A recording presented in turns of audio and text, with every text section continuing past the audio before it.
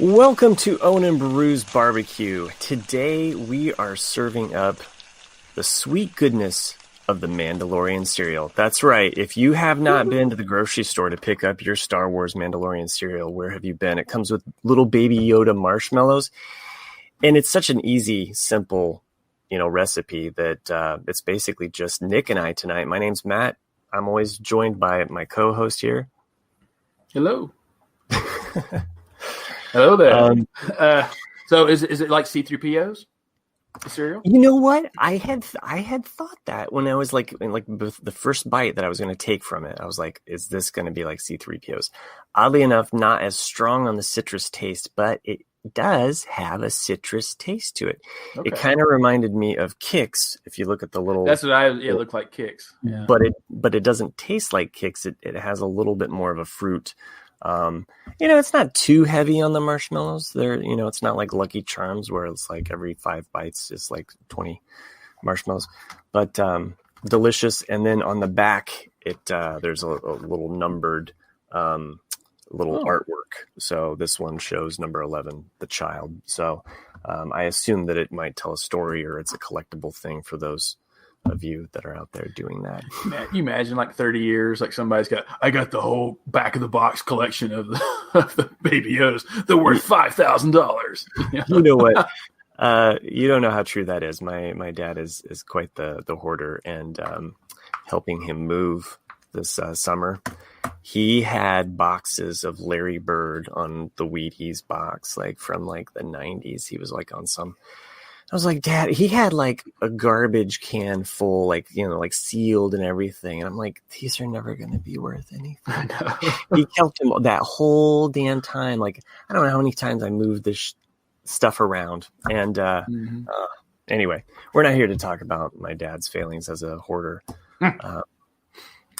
I told you that story. Like I had all the episode 1 McDonald's toys still in the little plastic thing for the Happy Meals. I had all of them. Oh yeah, I remember. And then like a friend of mine like came by in like 2007. He's like, "Why do you have these? Do you really think they're going to be worth something?" I'm like, "It could be.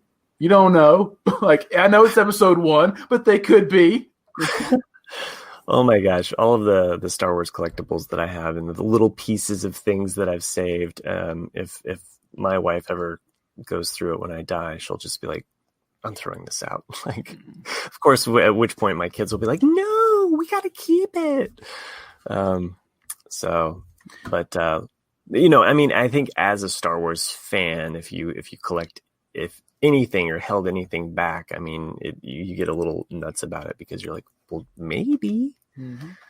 So, you don't know what the thing is going to be.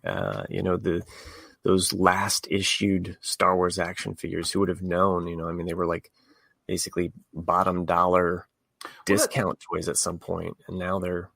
Well, that's what's funny. Like you look at even the sequel trilogy toys, and most of them did not sell well at all, especially the Last Jedi toys. And that's what's funny is I remember seeing a picture of like there was a whole row of Rose figures that no one was buying. It's like now you give it 30 years. Those Rose figurines are going to be worth like $10,000 because nobody ever bought one. It's like, I have the one Rose minifigure, and you're like, see, that's why. I don't know about Rose, but, just say it could happen, just because it's rare. It's like, like a Hammerhead or something, it's like, Oh, sure. Speaking of toys though, and you are a Lego aficionado, with a large, pretty vast Star Wars Lego collection. Yeah. You have ordered the cantina. Is that correct? Yeah, it's in the box. You have it. You haven't put it together yet, though. No, I'm not going to put it together anytime soon because it is a big set, and the house I'm currently renting. I just don't want to put it together to have to take it apart and lose pieces. So it's like I'll just wait, until I get the actual house I know I'm going to live in for a while, and then I'll put it together. Because I have 2 visions in my head of what I want to do with Star Wars Legos. I have some that I just want to put on shelves, but I want to build a complete, huge reenactment of the Battle of Hoth. So a lot of white bricks. And then I want to have basically a whole Tatooine scene table. So, Jabba's palace, the sails barge, the cantina, Obi-Wan and Onan Baru's houses. I want to have like the Sandcrawler. I want to have like a whole Tatooine thing going. Is there an Onan Baru's Lego set? Does that not an official one? I have seen designs out there where you can get it and build it, but they have not. You know that it's coming. I mean, they just came out with the Obi-Wan hut, which obviously they're coming out with Kenobi as a show. So, but you'd think. Yeah. I think it's interesting. I think in the last 5 to 7 years, Lego has really shifted its gears in how they're selling Legos now, especially the themes to adults. Because it used to be, an X-Wing was just an X-Wing, and that was it in the Lego brand. And now they have the series, the collector series Legos that are very to scale, very detailed. But, they're expensive. They're like $200 plus for everything that you buy. But they're an adult Lego. And then now if you look at the X-Wing that comes out for a kid, it's like it's a little bit smaller. The pieces aren't as detailed. Like the guns are very short sticks. They're not as long as they used to be. Like so it's like, oh, I see what they're doing now. It's like, oh, do you want the adult X-Wing or do you want the kid the X-Wing that you can play with?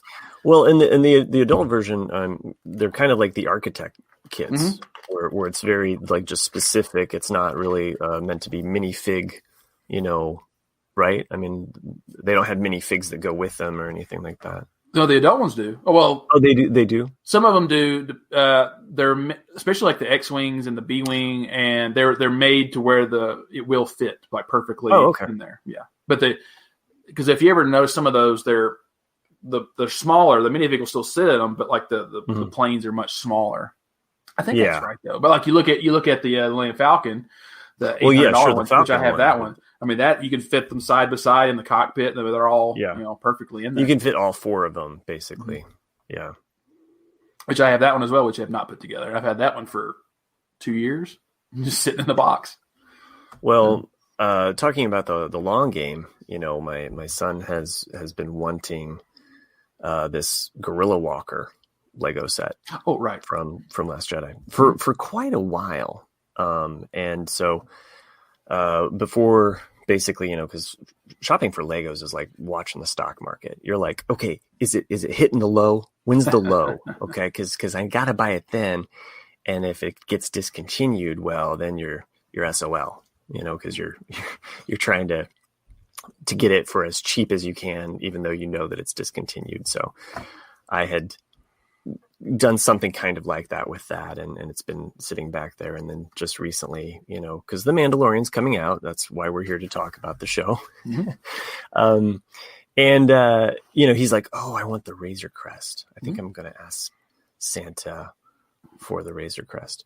Now he knows that we're Santa at this point, but he's still like, he's got his top, wish list there. And I'm like, well, you don't have an AT-AT, so just trying to like.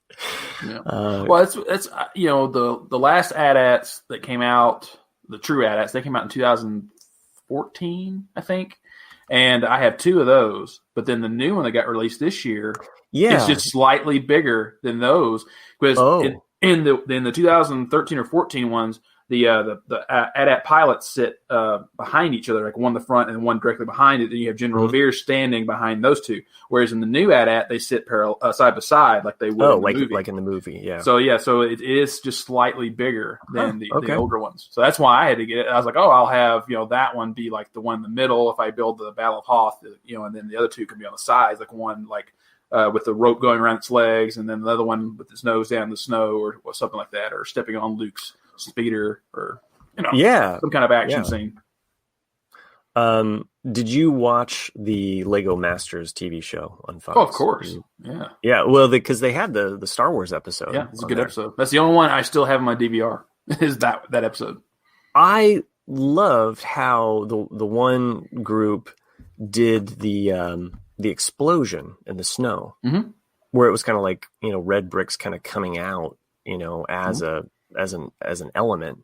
I thought it was just like a really cool way of like showing off the snow and like the mixing up with the white bricks. But Oh my gosh. I mean, that's funny how everybody wanted that one. Everybody wanted to do Hoth because it's the Mm-hmm. cool, iconic scene. But they ran into the problem with it. Like, hey, it's just too white, other than that one little area. And whereas in like Crate, which is the exact same thing, but because you have the red soil, really made it pop. Mm-hmm. But no, that was a great it was Crate. Yeah, there was two groups there. One did Hoth and one did Crate, and I think the Indoor couple. There's 4. And then there was Endor. Yes, Yeah. The Endor was the third one. Yeah. The one that did Crate, I think they're the ones that came up with the explosion, and then the other team kind of mimicked it or copied it in a way. But anyway, it was a cool way of kind of setting up a display or doing Hoth and anyway, that stuff aside, and maybe after the show I'll show you the kids' Lego section, because that was a weekend project. I painted I have a big long table in my basement, and they're addictive. So the first set I didn't finish it because then I ended up moving to California and I took it all apart. But I had it was basically the 3x3 section thing, and I made a whole topographic map, and I digitally had created it. Just the escape pod scene from A New Hope. So I didn't have R2 or C-3PO in it. I just had the pod in the center, and then I had all the crawlers with all the sand troopers around it going, look, sir, droids. I wanted to recreate that scene.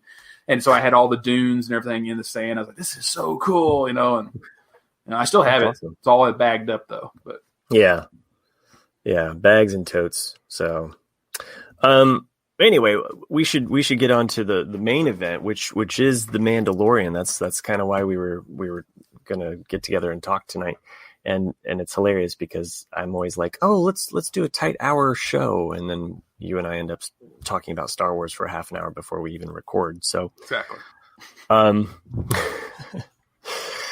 So you've seen both the trailers, yep. And I didn't want to do a beat for beat of every single scene, but what were some of the standout things that kind of made you like take note, like, ooh, that looks cool?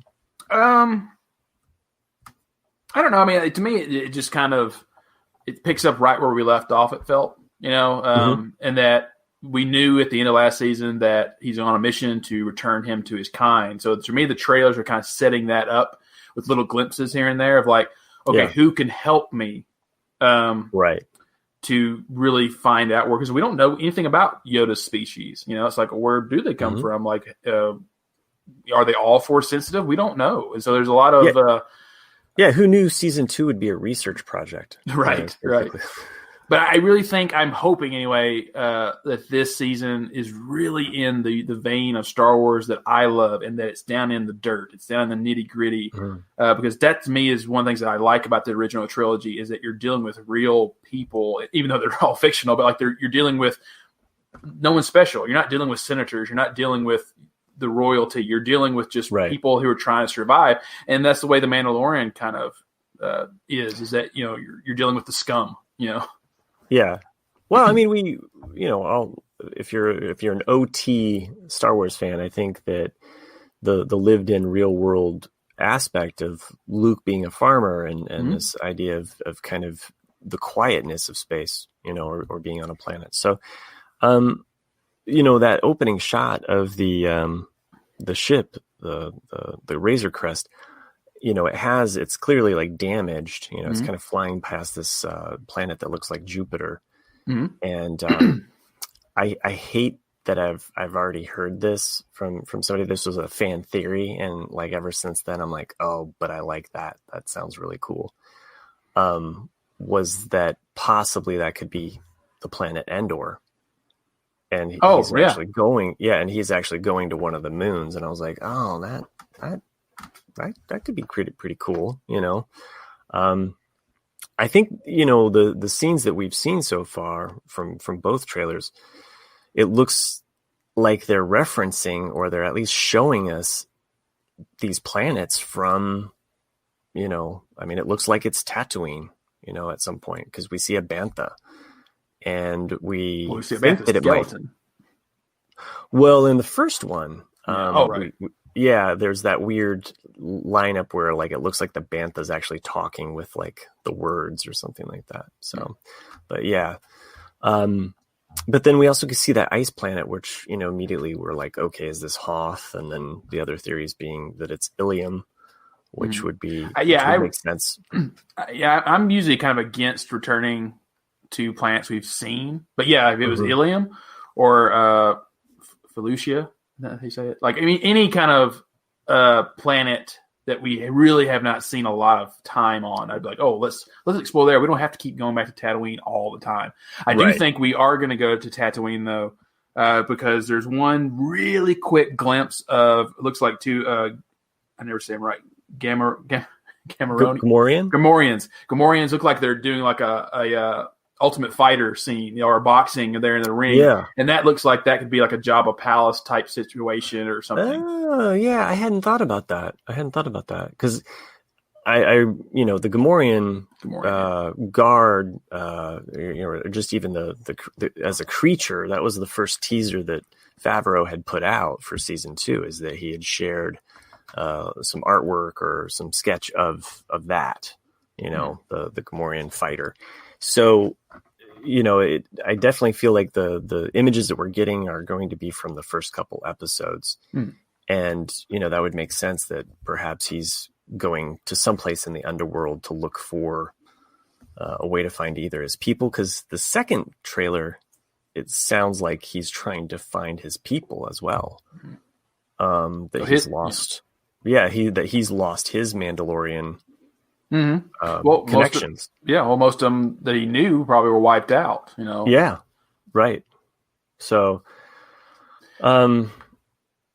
yeah, I mean, whether the ice planet is Ilium or a new planet altogether, because clearly in the second trailer, it's showing, you know, the Razor Crest crashing, and just basically, you know, is this the crash that leads to the dilapidated, you know, scene that we see from the first?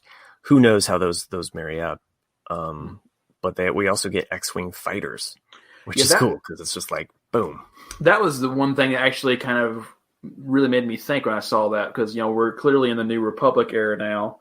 But yeah, you have X-wings chasing down the Mandalorian, so it's like, you know, you don't think of them trying to enforce the law or whatever. Like, why are they chasing him? That's something that really intrigued me. It's like, oh, you understand if like scout troopers, you know, are chasing them on the speeders and like they're slamming them against the bricks and the side of the can or something, like it makes sense. But you're like, oh, why are X-wings? Because you always think of them as the good guys. It's like, why are they chasing him? Yeah, I mean, it also makes me think, like, is he in an unauthorized place? Oh, right. You know, the scenes in which, you know, you mentioned the speeders, which from the first trailer, that was one of the standout moments for me, was just seeing those speeder bikes jumping off of a cliff, you know, and they're the white speeder bikes that we've seen kind of toys of or Lego versions of. I mean, and there's been other speeders, but to see that other kind of style and how it's just launching off. And then to get that second trailer where we actually see the troop transport going over the cliff, which, connecting the dots here, like clearly there's some type of what I felt like a prison break happening. That would make sense. Because you have, like in the second trailer, like you see Grief Karga, right? And then you also see Cara Dune in the driver's seat there, and then the thing that made me happy that back to back to the but the blue the blue back to, like, is, and that makes total sense too, because we don't know much about his background other than he was a highly prized bounty in the first episode. And that would make sense from your little theory there of like, oh, because he was clearly frozen in carbonite. So he had to be thawed out, and maybe he was in some kind of prison for the New Republic, and they're breaking him out because he has some intel that they need to get at. That would make total sense. Yeah. So, Not to and step on your theory. no, that's okay. I mean, because I was kind of just piecing those two elements together there, and then the cool moment for me, or at least when I've rewatched the second trailer a couple times, the part that gives me chills and gets me excited is just like him launching off that cliff with the jetpack on. Yeah. And you hear the music come in, and hearing that little bit of that trill, and for that to give me chills and excitement as a Star Wars fan, it's like this thing has legs on its own, because like that's not John Williams, and that's not George Lucas. This is something else, and what's great with the TV Star Wars that we're going to get is that it's really opening up the box of toys for all of these directors and writers to come in, because I felt like, and you and I have talked about the Disney era and the things that we hate and are frustrated about with the sequel trilogy, which, if anybody wants to know what the first 30 minutes were about, it's Nick and I probably trying to fix those flaws. And I mean, in some ways they left the box wide open with no direction for the sequel trilogy. And what I think that the TV show, at least for right now, is like I said, they're able to bring these directors in with different visions and styles and let them do their own thing with that material, but that they're all still playing on the same painting or the same tapestry. They're not, like, oh, we're just going to introduce totally new characters in this one episode. And the next person's just got to figure out whatever to do with those characters. And I'm going to break some rules. And, right. So, anyway, we're not here to crap on that. The cool moments though, and just that the part that, like I said, gave me chills was him launching off and then thinking like, all right, this is clearly some kind of I thought a prison break. Hopefully they're not trying to save Baby Yoda here. It's like now that they've lost the IG nurse droid, it's like, the setting up of the story for him, the child, and what he's going to be doing during these scenes. I mean, we have to have memeable moments as a society of Star Wars fans. Like the memes were just as popular as the show, I felt like last. Oh yeah, I mean, because you have I Have Spoken for the first 2 episodes, something like that, and everyone's like, yes, I have spoken, and then all of a sudden you have This Is the Way, and then I Have Spoken is just forgotten about now. It's like, no, like it's This Is the Way, just constant. But it's even in the trailer, know, as a kind of a reaffirmation. One of the things I wanted to kind of touch on here with you is kind of like where we think certain character arcs might go in this season, where we think maybe what we think might be in store for big picture wise. And, I mean, they're predictions, so it's just throwing spaghetti at the wall here. So, yeah, I don't know. I mean, I know that Jon Favreau wrote 6 of the episodes. Wow. So, which it is cool in some ways, but it's also because I know that Dave Filoni only did 1.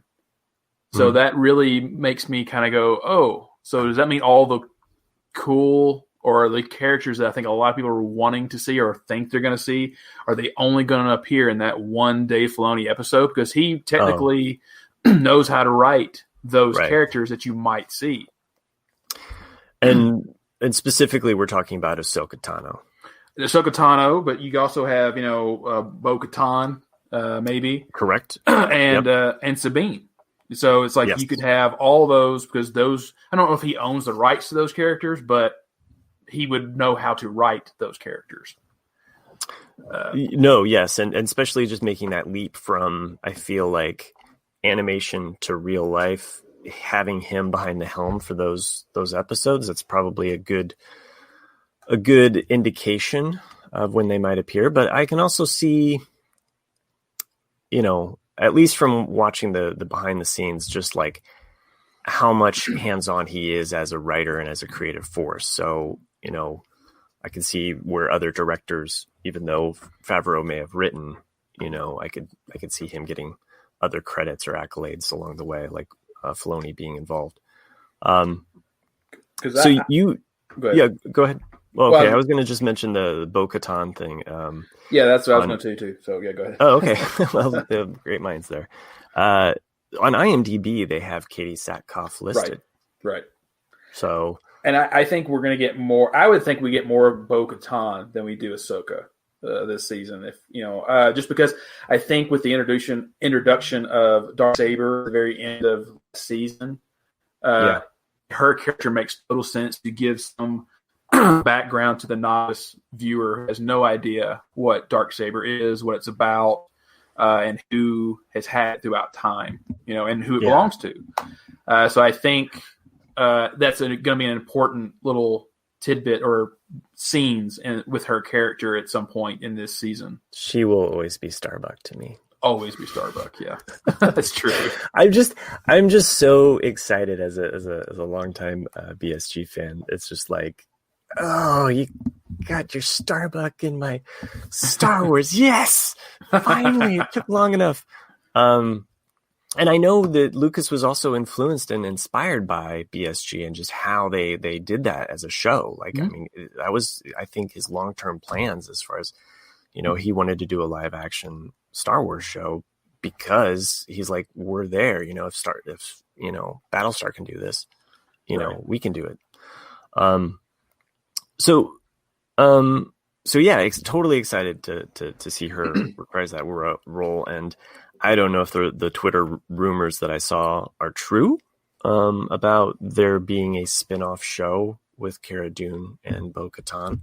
I don't know how or why those two would be together. So take of it what you will. And if, I don't know. I mean, there's all of these rumors about like, oh, this is going to be a show and this is going to be a show. I'm like, okay. Yeah. When are these checks going to be cashed, people? Because I'm just waiting. Well, I'm never a big fan of those type things. It's like, even though I'm sure Falcon and the Winter Soldier will probably be good on Disney Plus, it's like one of those things like, you're taking two characters and seeing what sticks. I think it'd be the same thing with Bo-Katan and Cara Dune. It's like, could be good, but is the rumor about them being on a show really an illusion or something else that we're getting? Like it's not necessarily the show is the Bo-Katan, Cara Dune story, but maybe it's I don't know. I mean, I just. And then we also are getting Timothy Olyphant this year, which we don't know who he's playing. But he is in this season, and Michael Biehn. And Michael Biehn. Yeah, which he's been in a ton of stuff over the years.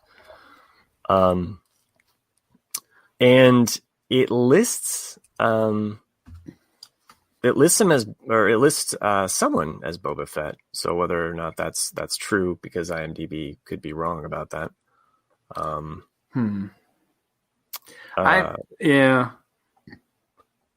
I don't want to see Boba Fett.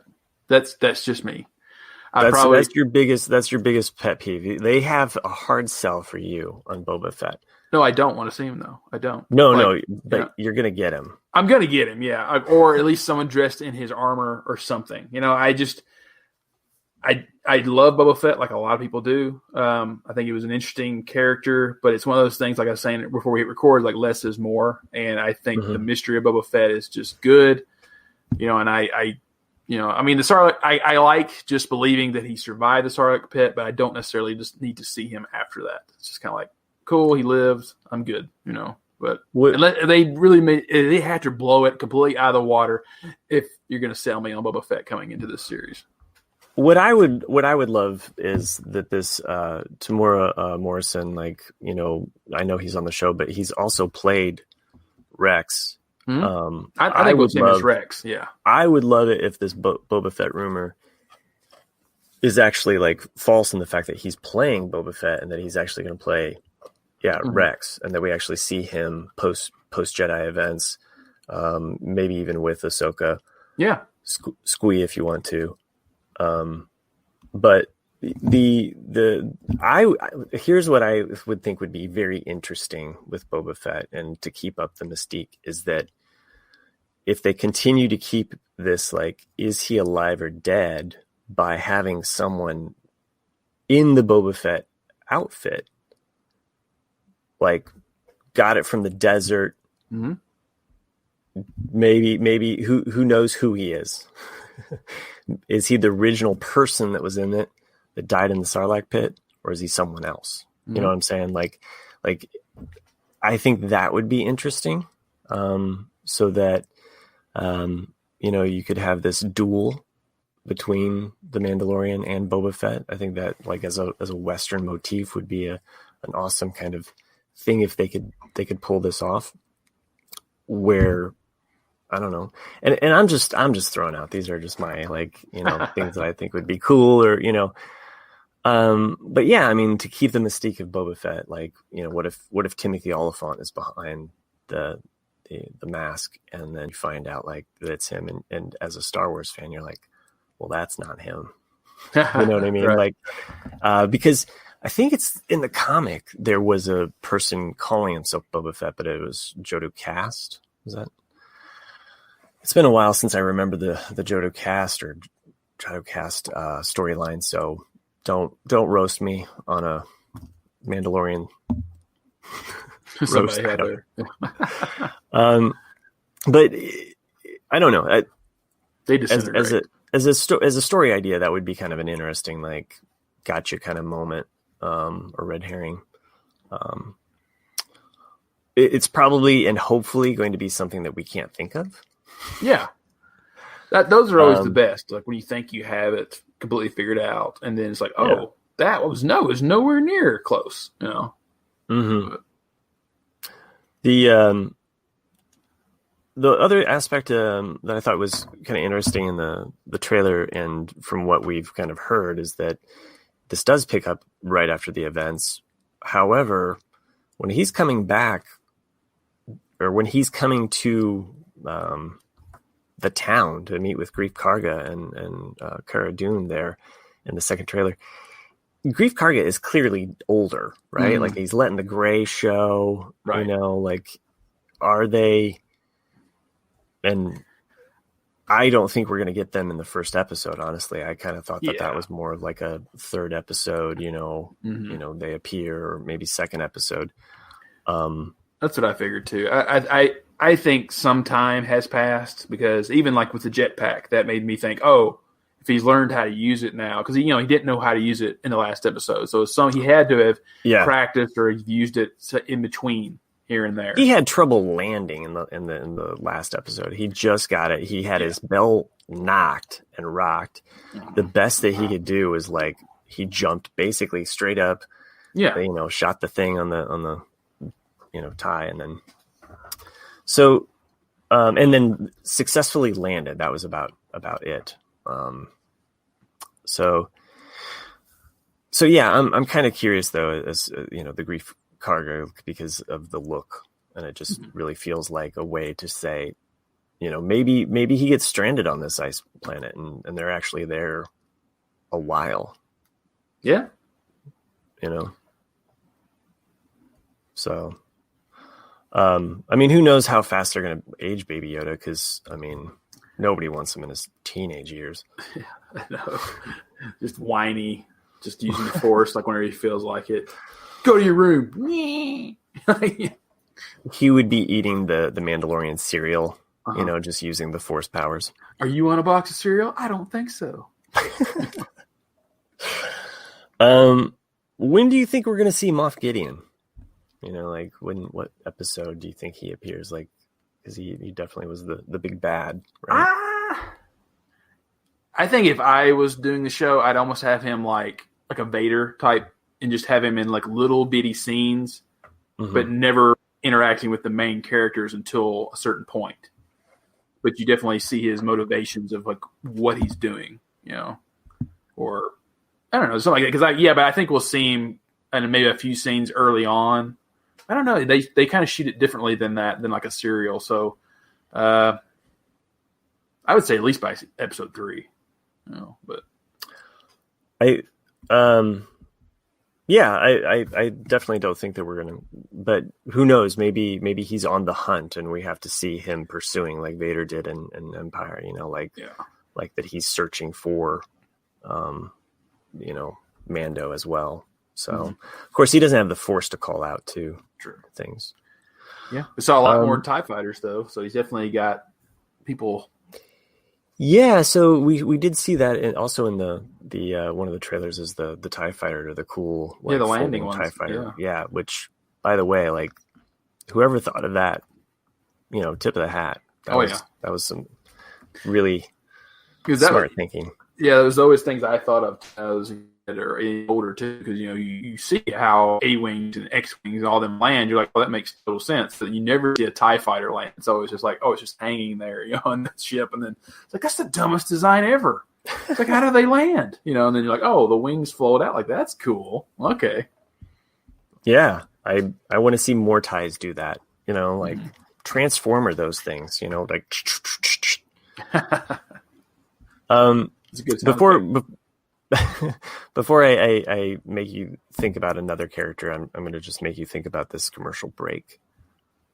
So, cool. Yeah, I know, right? That was a real smooth way of transitioning.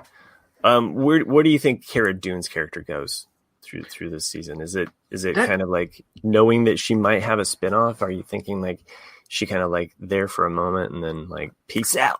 Well, because she stayed with Carl Weathers, and so I would think that in some way he probably took her under his wing, and she might be learning how to become a businesswoman or some kind of, hey, you've done, the bounty thing, you've done the soldier thing. He's like, and how to take care of yourself. Now let's make some money. Or maybe she could even be like his main enforcer. You don't know what her role is, but they clearly have a mutual respect there just from that scene where you see them approaching them both and shaking hands.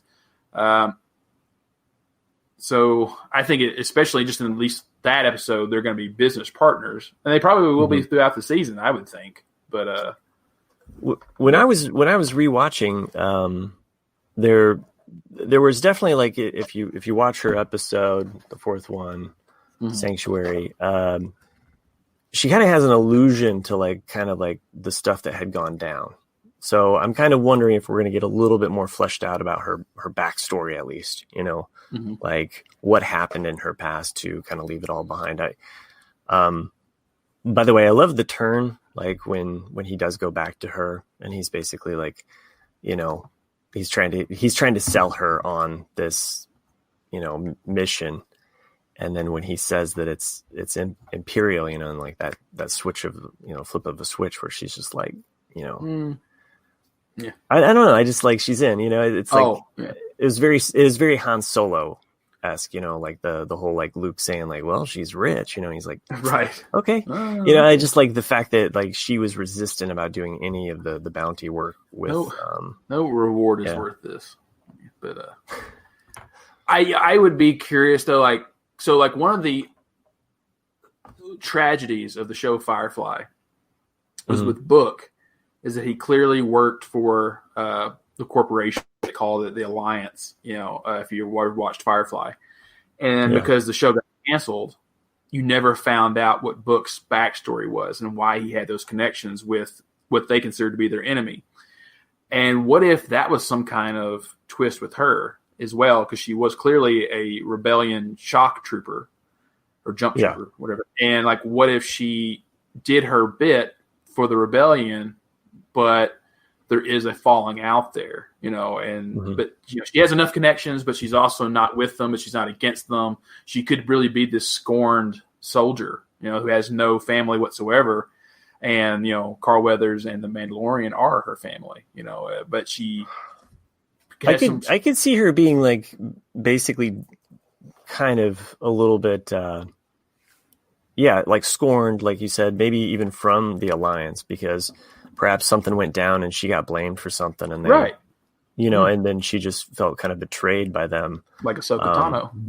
But she's still anti-imperial. Like there's just that. Like the Empire is still her main enemy. and she doesn't hate the rebellion and the New Right. Republic, but she's not really for them either.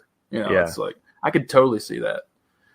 And I could see that, during the prison break scene, or if that's what happens, the whole chasing, she's in the cockpit and she knows she has some old rebellion codes, or she knows something to change the tide of what's going on, It looks like, and that last shot, like I kept talking about of him going over the canyon there, you kind of see the lava river. So it makes me wonder if this prison is actually on that planet. Maybe. Yeah. You like those extreme climates for prisons. Well, I mean, it makes sense if the Imperials have basically that city, and I'm blanking on these names, so just, but the city that they're basically located at on this planet, it only had so much Imperial officers there, but then they upped the ante when they knew that the child was there, and that, so what if there's another Imperial settlement still on that planet? I mean, they haven't clearly removed them, but yeah, maybe it's like, maybe it is just another planet and it's a completely new, I'm all for them going to planets that we've not seen and staying kind of out of the, it's like, I don't need to see Geonosis like on the 6th episode or something. I don't think we'll ever see Geonosis, because I think the Geonosins all got wiped out. Yeah, they did. Mm-hmm. Yeah. But, because that was kind of one thing I always thought was, I understand Lucas wanted to have the happy ending with Return of the Jedi, but realistically, the Empire would still be, even with the Emperor being dead, would still be active. Yeah, and they would basically become warlords. Like, they have all of this, stuff at their command, and if you have enough force to take, siege of a city, or force taxes upon the region for the regional governors from the former empire. It's like be taken over. It's who's going to protect you? The Alliance? They're not here, but we are. And if we're not here, then all of these scum and villainy are going to come in and raid your towns. Exactly. Oh, by the way, we paid off the scum and villainy to raid your town. Right. You know what I mean? Like it's just that it's that incestuous that they're just kind of wormed in. So that was one of the. I think that's something they do. I would like to see set up. It would make much more sense in that. Where is the new rebellion? Where's the new republic set up? Like, what home planet are they? Like, what parts of the galaxy are now part of the new republic? Which parts are in control of the Empire? Because that was one of the things that the only of the new scenes from Return of the Jedi at the end there, the celebration, was that they're toppling over statues of Palpatine on Coruscant. I'm like, wait a minute, you're telling me the heart of the Empire all of a sudden, like the whole city, the whole planet just flips and it's like, oh yeah, we're on the good side now. It's like, I don't think so. I think, but that could have been happening in the future. You have no idea. It's just a scene, right. But I always liked the envision and or the way that they kind of made Coruscant look in Dark Empire, the comic book series, because Coruscant is just laid to waste, and it's just like kind of smoldering, and it's still a city planet, but and this was made before we even had seen the prequels, but I always, essentially, like, Coruscant would be like a Civil War hellscape, I would think. Yeah. Well, that's some cheery thoughts there. But I guess, because if they're going to, I would assume at some point, depending on how many seasons of Mandalorian go, they're probably going to show some seeds of the Resistance, and in the First Order and things like that. I would think it would be beneficial, for at least chronologically, with the overall Star Wars story, to show that, of like, oh, here's where the New Republic is, here's where the Empire is, and then you show where something splits off, or just something. And they don't have to get really deep into it, but at least just show us a map, like on Lost. It can just like drop down. We can take a screenshot of that. We can kind of know that the regions are in disarray still. The one planet that we do get a glimpse of, and we've haven't talked about this part of the trailer at all. The first trailer is this Mon Cala that we're seeing, the planet where the Mon Cala Mari come from, and then you have the squid people. What are they called? Squid people. Quarren. There we go. Yep. I still have useless knowledge in there, people. But it looks, I mean, there's several of them in that whole sequence. I mean, the only people that are not Quarren or Mon Cala Mari, I think, is like basically the mystery woman and the Mandalorian, which it's like, well, how did he not see her? But there might be some other species in there, but it definitely looks like a water planet, and it would be really cool because we've never seen that planet before in live action. Nope. It's been animated a lot. They like to go there, and in comic books, but yeah, I think that would be an interesting. It's hard to understand, like, what is he in search of, because it's such an open question, and where this is going to lead him. Is he going to get a knife and have to like hold it up? And I hope not. Sorry. No MacGuffins. Okay, no MacGuffins. The whole season's a MacGuffin of trying to find his family. What's the end goal here? Well, I mean, you know that he's been rescued and as a child by Death Watch. We also know that Bo-Katan was part of Death Watch, so I think that's a really good seed there. And if he does go to Tatooine, if we're right about the boxing scene and all that, that's a place where you could see the Boba Fett armor at least. Like, oh, we dug this up out of this dead Sarlacc pit. But like he's that's something like he's probably tracing down any rumors or legends of where any Mandalorian is. And of course, Boba Fett wasn't a Mandalorian, but he probably doesn't know that. I always thought the Tatooine aspect, and I just associate it with because they introduced the Amy Sedaris character, who's basically Ridley from Alien. She really was, yeah. In some ways, yeah. Yeah. I always kind of thought like, well, I feel like we'll see her again, possibly. I mean, she'd make a good babysitter, but she charges a lot, so.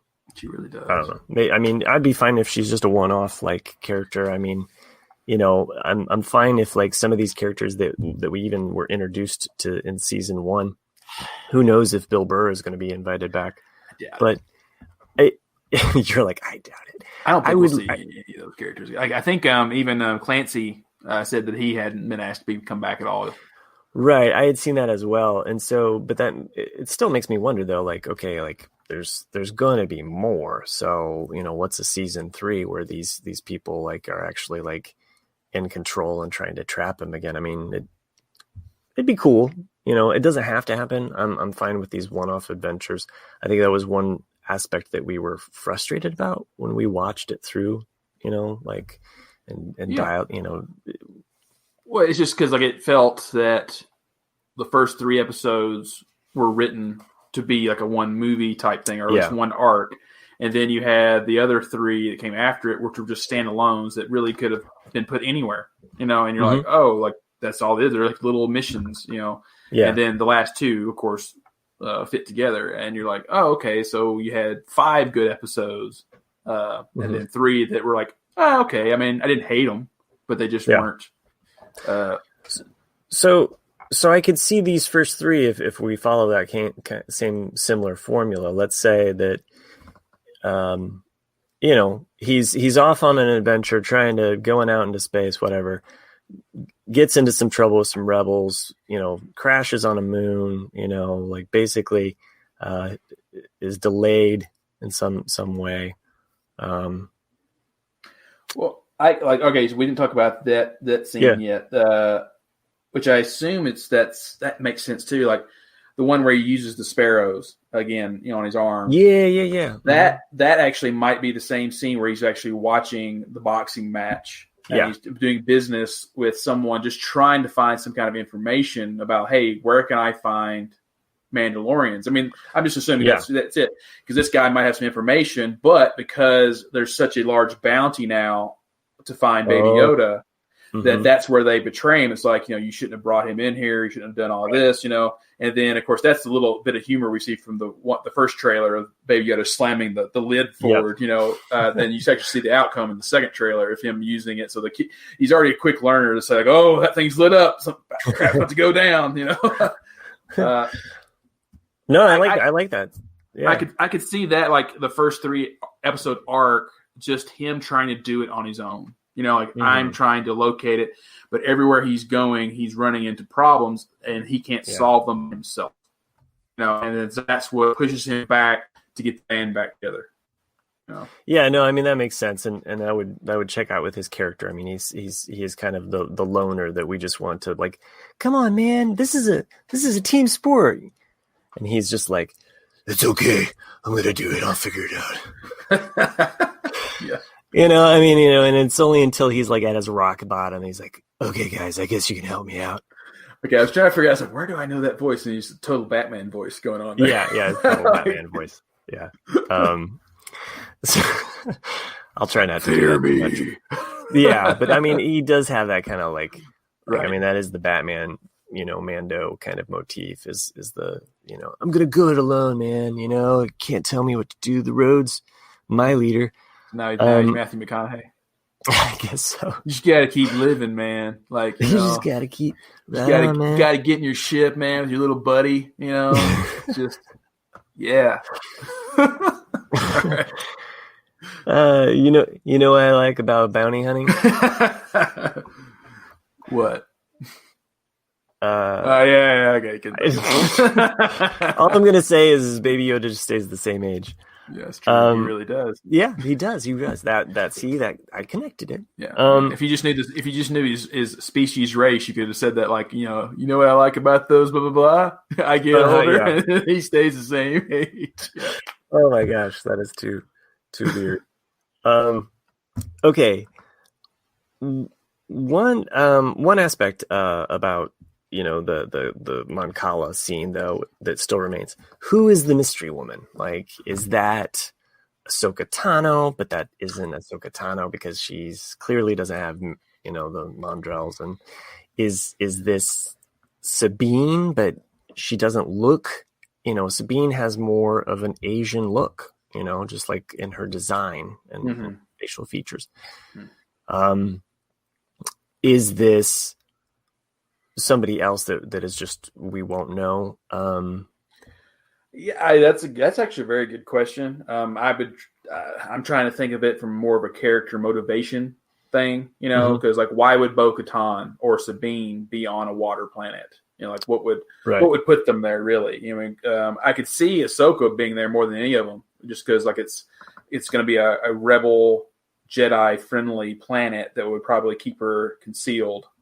Because why would she be there? I could see her being there, but like you said, though, from the character's silhouette, it doesn't look like that would be her. Yeah, well, and I mean, she clearly doesn't, like, she's not orange, with markings. But the other thing is this a projection? I mean, we're in this era of Star Wars now that, and I mean, it always happens. Like, as soon as you open the lid of like, oh, well, Jedis can do this. It's you mean that kind of projection? Yeah. That would make sense. That would make sense why she all of a sudden disappears too. Mm-hmm. And she wouldn't project herself as Ahsoka because she would not want to put herself out there because she feels hunted. Mm-hmm. So she. Now, wait, you mean force projected, or do you mean like? Yeah. Oh, so like the way I understood that is that requires such a connection with the Force to do that, is that it will most likely kill you if you do it, which is one of the reasons why Luke passed away, Right. So I don't know. I'm not to shoot down that. I mean, I could see it happening. Hey, you know what I mean? I'm all about the crazy ideas. I still want Boba Fett Mando shootout, high noon. That's high noon. Yeah. That's what when you said it earlier, I always said high noon. Yeah. Yeah. Well, anyway, I mean, I don't know who she is. I would be fine if she's somebody different altogether, but somehow connects him back to either Sabine or I don't know. It'll be interesting how they're going to weave this because I can't see a scene in my mind where it's like, okay, here's Ahsoka, here's Sabine, here's Cara Dune, and here's Bo-Katan, and here's like I can't see like a war room kind of like scenario where they're all together. So I feel like he's going to meet them in different ways, perhaps, or at different times. Yeah, that's all I've got for that. Are we going to see any like new force powers from Baby Yoda? I don't know. I mean, it wouldn't surprise me. I started to say thinking of this earlier. There's another thing I didn't like about record. I would say less is more. I didn't like it in the sequel trilogy where it actually explained force healing. I didn't like that she said, "Oh, I transferred a little bit of my force to them." It's like, no, like just have it be a power like Baby Yoda did. I'm just going to put my hand over it, do the magic hand thing, and I'm going to heal you. Like that's all it needs to be done. I don't need to know why. It's kind of like we were talking about if Lucas had made his explaining midichlorians in this micro world. Like I don't want to know the ifs, ands, and buts. I just want to imagine it the way I want to think about it and let the mystery be. And that's what I think is best. So, I mean, if I do see some cool force powers from Baby Yoda, I just want him to just be naturally be able to do it and everyone just be wowed and then just accept it. Yeah. Transformers? Oh, no, like electricity. Yeah, I know. I can't do electricity. That was another thing that bothered me, not to go back to really the sequel trilogy too much, though, but I was reading another article about that as well, is that, up until now, if you read anything about Sith lore and all that, is that it really took a very practiced and focused Sith to channel Force lightning. And then all of a sudden for Rey to do it in the last film, I kind of didn't like that either because it was like, oh, it's just because it was a way to set up like a clue that she's a Palpatine, that only he really has that power. And I was like, did they ever read anything Star Wars before? Like, so it's like little things like that bothered me. But sure, not to crap on. Sorry for everyone out there, not to crap on. No. I mean that is one of the things that we've talked about too is not playing well within the universe. I was just trying to think like other powers that Baby Yoda could do that would still be kind of peaceful, or it would be kind of funny. I could see them doing something funny where he's sleeping but levitating. Floating around, it could be really simple too, because it could be like something like a forced jump, because he's so small. It could be something like, oh my gosh, he just leaped the whole building or something, because you don't expect it, because he's always like Yoda. He's very slow, he's very small, and all of a sudden he just, launches, 100 feet in the air and then lands for his own safety. And then that's it. Then he goes back to just being like, okay, I'm tired. It could be something like that. And I mean, that's all you want. It's just like, oh wow, he is powerful. He just can't use it right now very well, because I mean the whole fire thing was great. I mean, the slow mo, just like I'm struggling, and then just okay, I'm out. That was great. That's all you want, Time to recharge. Yeah, no, totally. I'm trying to think of anything else we have talked about, thought about. I mean, it's excited about seeing. Things that I don't want to see, or things that I suspect seeing. I could see Ahsoka because, she is one person that has a weapon that can actually battle the Darksaber. Mm-hmm. So I kind of think of that as like, okay, this is going to be the big showstopper ending is actually seeing, it's like they didn't pull out the Darksaber until the very end last episode. I could see them doing something similar, or the episode right before, and one of those kind of Game of Thrones moments where it's like, oh, it's the episode right just before the end where we get to see like this action go down between sabers. I was reading just a quote by Dave Filoni yesterday, which made total sense, and it kind of reminded me of the same thing with Garth Jarrett, who did Rogue One. And that he had said, so some people had been pushing him to put more Vader in Rogue One. And he was like, no, I don't want to do that. He goes, because, you don't want to overuse him. You just want him in the key moments. And I think that's kind of the same. And that's the same thing I felt that Dave Filoni was saying with Ahsoka, is that, when he thought of her, he didn't really intend for her to be the big character that she has become now. He's like, she was just meant to be, Anakin's Padawan to help him to become a Jedi Knight. And so he goes, I've probably written more stories for Ahsoka than I ever meant to, but he goes, but it is what it is what he was saying. But and so that's what I'm saying. Like, considering he only wrote one episode, which is episode 6 of this season, that's where I assume that we'll see her, is in episode 6. But yeah, I could see her protect. This is what I don't want to see. First time we see live action Ahsoka, you better not kill her. Oh God, yeah, no. Like seriously, like the hearts. You're toying with the hearts of children here. Yeah, for real. and a lot of fangirls who, my daughter included. She is, I think, and I don't think that would happen. Not in this season. I mean, that would be really detrimental. I mean, you're introducing a character who has a lot of, potential. I'm curious if Rosario Dawson knows the pressure that she's under to nail that character. She had campaigned for it too. I know she campaigned for it. I mean, she definitely has the physique and the look to do it. Yeah.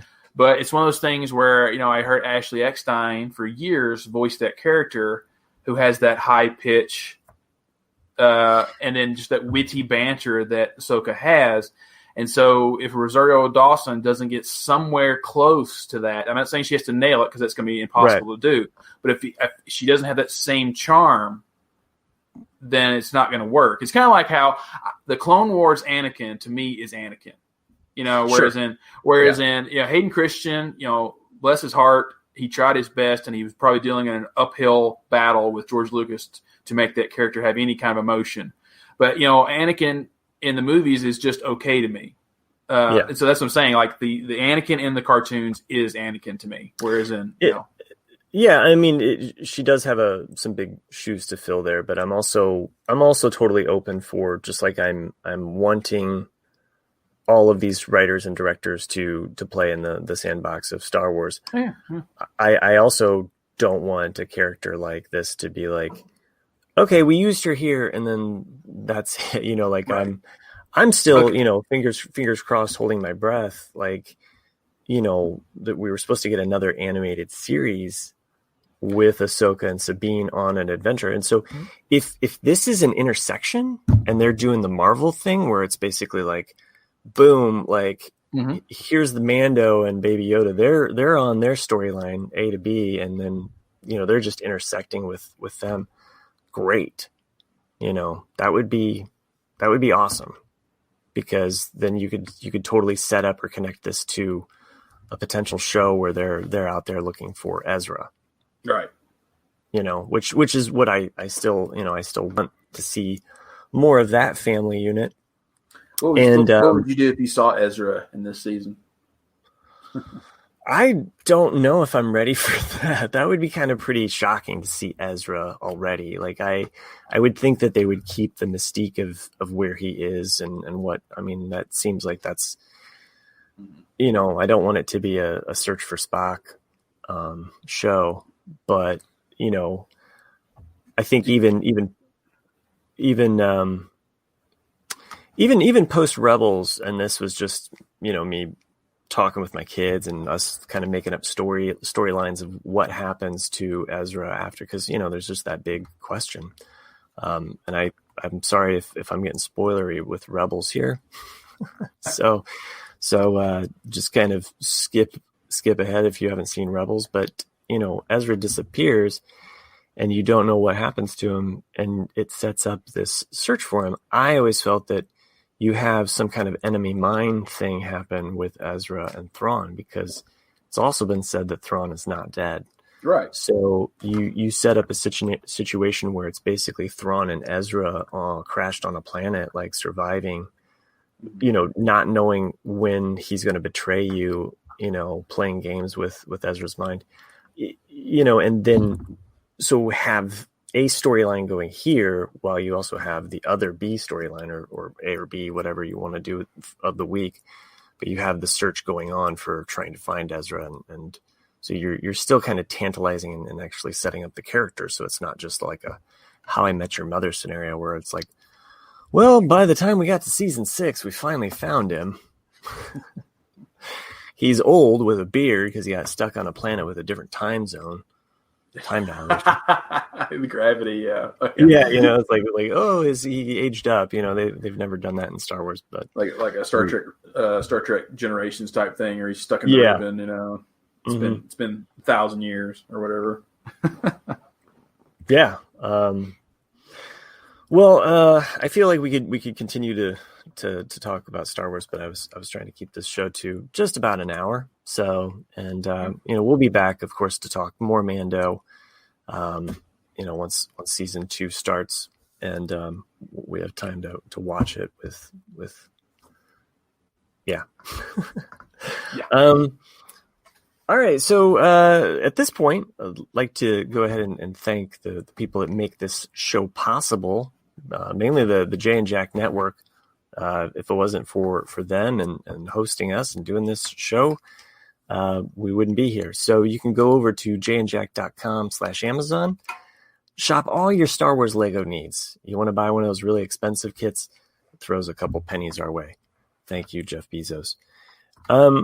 You can also just become a patron member, or by going over to the jayandjack.com website there. There's a patron link there.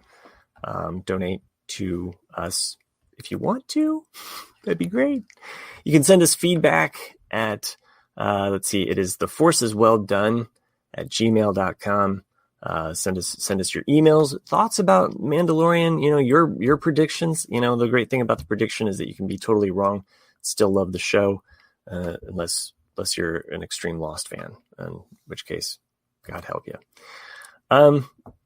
Anyway, there's a couple patrons that we'd like to thank. And of course, they are Mandalorian themed. I worked so hard on these guys. So I'd like to thank the patrons that make this show possible, specifically Baby Tack, a.k.a. The Chocolate. That's right. Eckhart Razor Crest Richter. Huh? And Ed. Wait, what did I have for you, Ed? Ed, I'm sorry. I totally flubbed your name. Just go ahead and cancel your patron level, Ed. Yeah, I would. I think I had something, Ed, the Cara Dune card carrier. So I was thinking that you were in love with her or something. You were carrying a card for her. I don't know. That's Chris.